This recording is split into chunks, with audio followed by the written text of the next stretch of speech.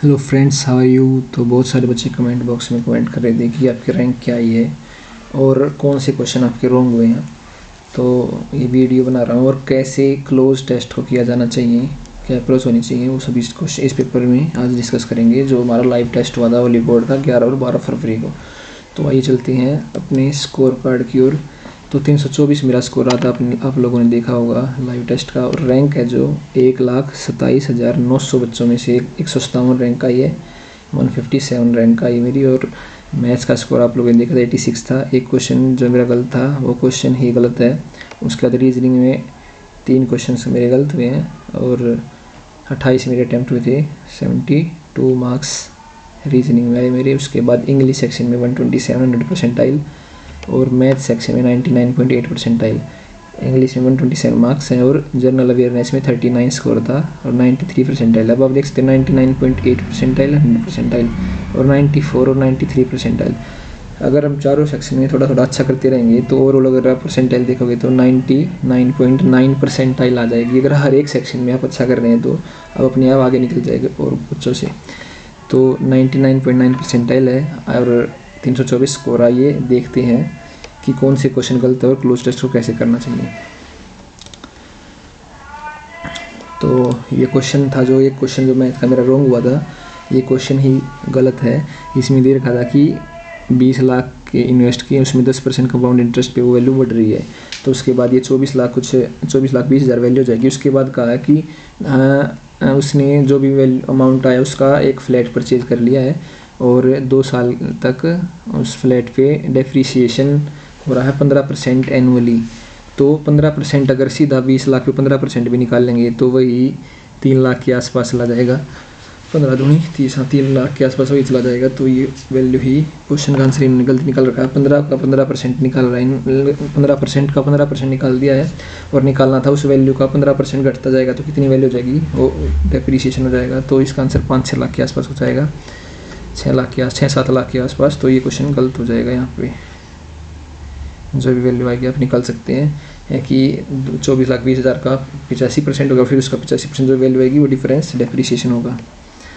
तो ये क्वेश्चन गलत था। उसके बाद रीजनिंग सेक्शन में इस क्वेश्चन में मेरे को शक लग रहा है कि ये गलत है। इसका आंसर दे रखा है इन्होंने science and geography expert have same gender. लेकिन इस क्वेश्चन में जो साइंस वाले साइंस जो था इसका उन्होंने मेल है या फीमेल ये नहीं बता रखा पूरे क्वेश्चन में। तो इन्होंने अपने आप फीमेल लिख रखा है, ये क्वेश्चन में कहीं पे पता नहीं रखा। तो इस क्वेश्चन ये क्वेश्चन भी इनकम्प्लीट था।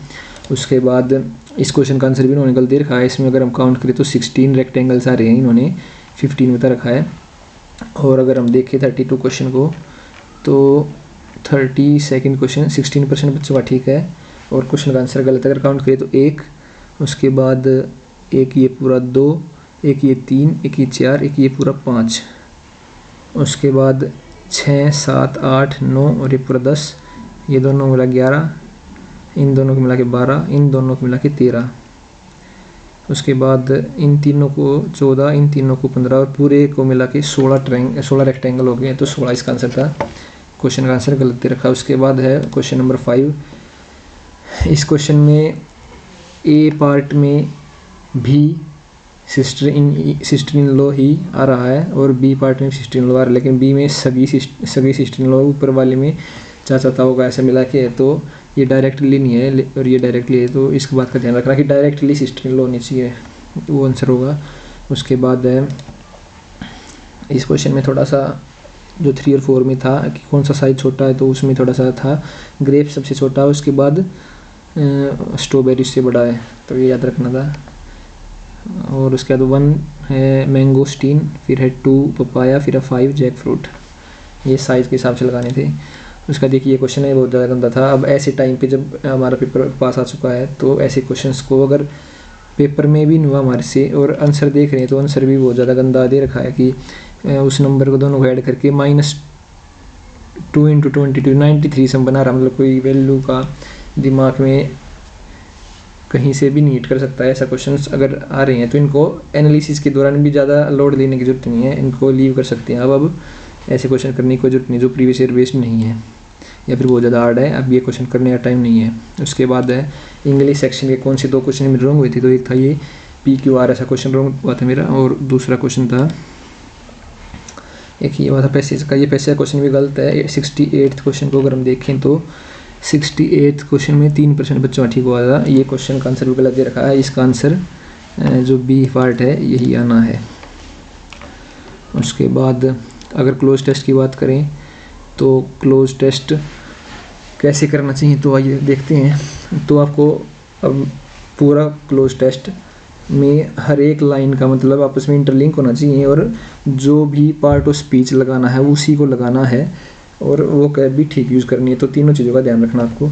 तो आइए स्टार्ट करते हैं। I notice that a shade of anxiety cross Jack's countenance as he gazed long and dash at the two objects. As he gazed long and dash, तो इन चार ऑप्शनों को पुट करके देखेंगे। As gazed intently, as gazed careful, तो carefully होता तो सोच सकते थे। अलर्ट गलत, पोटेंटली भी सोच सकते लेकिन वो क्या गलत है। तो यही ऑप्शन है जो सब कुछ एक साथ इस यहाँ पे फिट हो रहा है। ही गेज्ड लॉन्ग एंड इंटेंटली, यहाँ पे हमको एडवर्ब चाहिए थी। ही गेज्ड लॉन्ग एंड इंटेंटली, तो सही एडवर्ब केयरफुली होता तो सोचते, इंटेंटली सही हो जाएगा, यहाँ पे केयरफुल नहीं होगा। उसके बाद सेकंड है long and intently eight the two objects which were now dash S fast, which were approaching S fast. Approaching होता तो सही होता, अप्रोच से नहीं होगा यहाँ पे। विच वर नाउ, यहाँ पे हमको वर्ब चाहिए आईएनजी फॉर्म में। Which were now approaching us fast, approaching नहीं है तो नियरिंग अस फास्ट ये सही हो जाएगा। डिस्टेंटली अस फास्ट गलत, क्लोजर अस फास्ट गलत। Which were now nearing us fast ये सही हो जाएगा इसका आंसर। उसके बाद है but this I know that all the natives of the South Sea islands are dash cannibals and they have little respect for strangers, मतलब कि खतरनाक हैं। they are dash cannibals मतलब कि fierce, इसमें हमको एडजेक्ट यूज करना था जो कि थोड़ा खतरनाक है, नेगेटिव हो तो था फियर्स कैनिबल्स। सेवेजली, सेवेज होता तो सोच सकते हैं, सेवेजली गलत एडवर्ब है सेवेजली।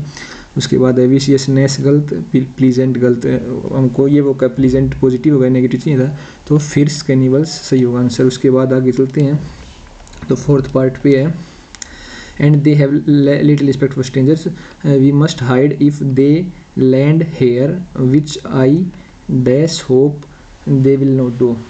विच आई डैश होप मतलब कि कैसा कर रहा है, मतलब कि एडवर्ब चाहिए हमको। विच आई सिंसियरली होप होता तो सोचते, सिंसियर होप गलत। इनविजिबली होप नहीं करेगा, सीरियसनेस होप नहीं करेगा। अर्नेस्टली होप ये बिल्कुल ठीक है, एडवर्ब भी ठीक है और वो कैब भी ठीक है। उसके बाद लास्ट क्वेश्चन जो इसका क्लोज टेस्ट का वो while the age soon age man पर एप्स 40 soul all together while the canoe which dash it contained only man. तो यहाँ पे ऊपर बात कर रहे थे कि उसको चेज कर रहा है, तो while the canoe which was chasing मतलब विच चेज्ड इट, तो चेज करने वाला यहाँ पर लगाना था। तो इसमें से चेज और परस्यूड है, तो इसमें कौन सा लगेगा वो देखना है। While the canoe which chase it, ऊपर पूरी लाइन पढ़नी पड़ेगी हमको क्योंकि चेज और चेज्ड में कौन सा लगाना है, प्रेजेंट फॉर्म लगानी है या फिर पास्ट, तो पूरी लाइन देखनी पड़ेगी। We now observed that the foremost canoe was past में चल रहा was being chased by other and that it contained a few women and children as well as men, perhaps 40 all together. While the canoe which chased आएगा, chase है तो chased नहीं है गलत होगा। which pursued आएगा, pursued का मतलब भी चेज करना होता है। which pursued it contained only men, तो ये pursued हो जाएगा इसका आंसर। देख सकते हैं चेज और pursued दोनों का मतलब फॉलो करना होता है और हमको वर्ब चाहिए पास्ट सिंपल पास्ट टेंस में, तो परस्यूड हो जाएगा इसका आंसर। तो वैसे आपको क्लोज टेस्ट अटेम्प्ट करना होता है और हर एक टेस्ट में नीचे आप देख सकते हैं कि यही बातें लिखी होती है कि कैसे इसको करना है। तो इसमें कुछ नहीं है, बस 3 चीज़ों का ध्यान रखना है। कौन से टेंस में चल रहा है वो टेंस सेम लगाना है। उसके बाद जो बिग पार्ट ऑफ स्पीच है वो सही रखनी है हमको। एडवर्ब यूज़ करनी है, वर्ब यूज़ करनी, नाउन यूज़ करना, क्या यूज़ करना है वो देखना पड़ेगा। और पूरे जो ये पैसेज है इसको एक सीक्वेंस में रखना है, जो पूरा लिंक होता है वैसे क्वेश्चन करना है। और पॉजिटिव नेगेटिव वो वर्ड देखना कौन सा यूज़ होगा, सभी चीज़ों को देखकर इस पूरे क्लोज टेस्ट को करना हमको अटेम्प्ट। उसके बाद आगे चलते हैं हमारे पेपर में क्या रहता है। तो जी के सेक्शन में कौन कौन से क्वेश्चन गलत हुए मेरे वो आप देख सकते हैं। तो the radioactive as discovered by Rutherford गलत है। उसके बाद radium is radioactive element ठीक है, डिनोटेड बाय RA, तो ये लाइन ठीक थी। तो रेडियो एक्टिविटी डिस्कवर किसने की थी, तो बैक्वेरल ने की थी। उसके बाद ज्योतिबा फुल्ले ने कौन सी बुक लिखी है Americans who had fought to free slaves, उनके लिए, तो है गुलामगिरी।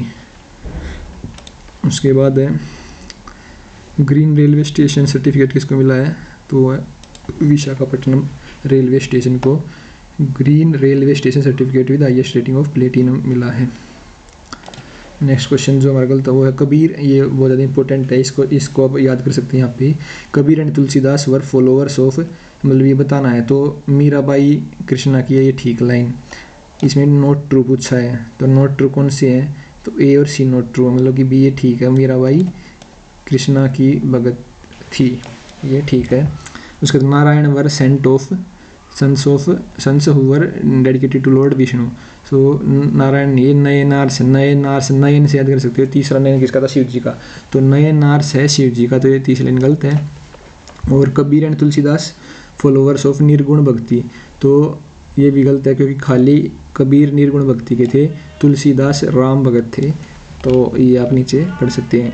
कबीर वाज निर्गुण भक्ति, बिलीव्ड इन निर्गुण भक्ति, उसका तुलसीदास राम कल्ट ऑफ फैशनिज्म, और मीराबाई फॉलोवर ऑफ कृष्णा भक्ति। उसका ये लाइन लास्ट वाली पेपर में बहुत बार रिपीट होती है, इसको आप याद कर सकते हैं कि नयनार्स, नयन से याद कर सकते हैं, Nayanars were sons who were dedicated to lord Shiva, नयन से याद कर सकते हैं नयनार्स शिवा के। और अलवर्स में, अलवर में जो वी उससे याद कर सकते हैं Vishnu, Alwar Vishnu, Alwar praised and believed in Lord Vishnu, ये आपको याद हो जाना चाहिए, यहीं पे ही बहुत बार रिपीट होता है क्वेश्चन। उसके बाद है ये स्कीम्स है पीएम स्वनिधि जो स्ट्रीट वेंडर्स के लिए थी, तो ये गलत हो जाएगा। उसके बाद समर्थ स्कीम है जो वो है टेक्सटाइल सेक्टर के लिए, ठीक है। मिशन कर्म योगी है जो कर्म मतलब बच्चा कर रहे हैं, मतलब कि सिविल सर्विसेज के लिए है, तो सिविल सर्विस की पढ़ाई के लिए, तो ये गलत हो जाएगी। और पीएम वाया वंदना योजना ये है pension scheme for senior citizen, ये ठीक है, तो सेकंड और फोर्थ ठीक हो जाएंगे हमारे। याद रखना है स्वनिधि स्ट्रीट वेंडर्स की, ये इंपॉर्टेंट पेपर के लिए, और कर्मयोगी सिविल सर्विसेज के लिए है। समर्थ कौन सेक्टर की है, टेक्सटाइल सेक्टर की, समर्थ टेक्सटाइल सेक्टर करना है। और वया वंदना पेंशन स्कीम है। उसके बाद है हिंदू, ये इंपॉर्टेंट नहीं इतना ज़्यादा, Hindu succession amendment act of 2005, इसमें ये डॉट कुछ बता रखा है। उसके बाद पहला, भारत का पहला ग्रीन सोलर पैनल फैक्ट्री है जो, वो कहाँ पे बिल्ड हो रही है, तो वो है उत्तराखंड, जहाँ पे हरिद्वार है, ऐसा याद कर सकते हैं। वो हरिद्वार जो स्टेट में कौन सी है, वो उत्तराखंड, वहाँ पे green solar panel factory, green solar panel factory पहली इंडिया की, कहाँ पे, उत्तराखंड में। उसके बाद नेक्स्ट क्वेश्चन, तो following ancient trade centres agate carnelian muslin and मेलो क्लोथ्स वर एक्सपोर्टेड, तो था उज्जैन, बहुत ज़्यादा हार्ड क्वेश्चन था, अगर नहीं बताते हूँ। और उसके बाद एक ये साइंस का क्वेश्चन था, ये बहुत बच्चा ठीक है, मेरे को पता ही नहीं है क्या ये, अभी तक भी नहीं बच्चा बताया, तो मैं अभी याद नहीं कर रहा हूँ इसको, आप देख सकते हैं इसका आंसर ये पड़ेगा क्वेश्चन को।